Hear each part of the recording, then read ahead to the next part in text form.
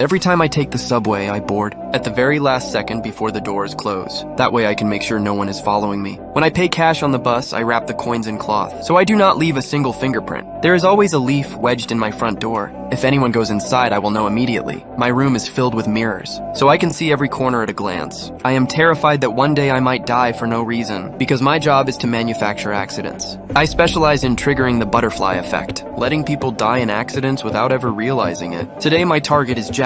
He plans to drive through a busy downtown area, but a female driver ahead of him gets a flat tire, causing massive traffic congestion, so he is forced to take a side road. At that moment, a seafood truck passes by, splashing water everywhere. Because he is in a hurry, he forgets to roll up the window, so the water splashes all over him. Jack is eager to get going and does not want to argue, but then a banner suddenly falls down, blocking his windshield. Jack finally snaps. He angrily gets out of the car and yanks the banner down hard, but he pulls too hard and rips off an iron chain, which crashes through the glass window. In an instant, countless sharp shards of glass fall down and kill him on the spot. The seafood truck driver Jason, the woman with the flat tire Annie, and John who loosened the banner are all my longtime partners. As long as the money is right, we can make anyone die in an accident. But after this job succeeds, I say Jason needs to be kicked out of the team. Then I pull a cigarette butt from my pocket. It is something Jason accidentally dropped at the accident scene. Jason knows that getting kicked out means being dealt with, so he immediately pleads his case and swears he will never smoke again for the rest of his life. The reason I treat Jason this way is because I know in our line of work,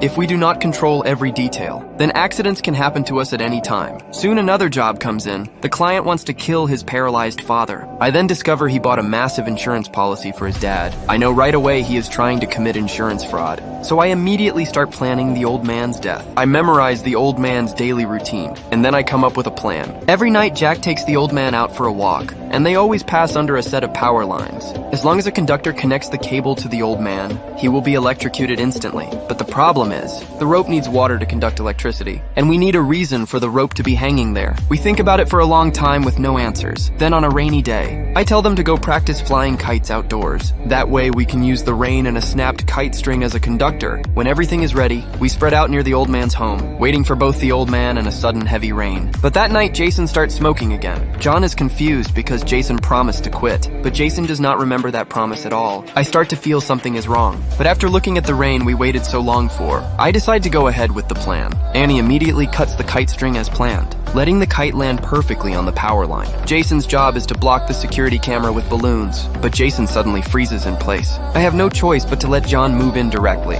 so John pedals his bike as fast as he can straight toward the old man.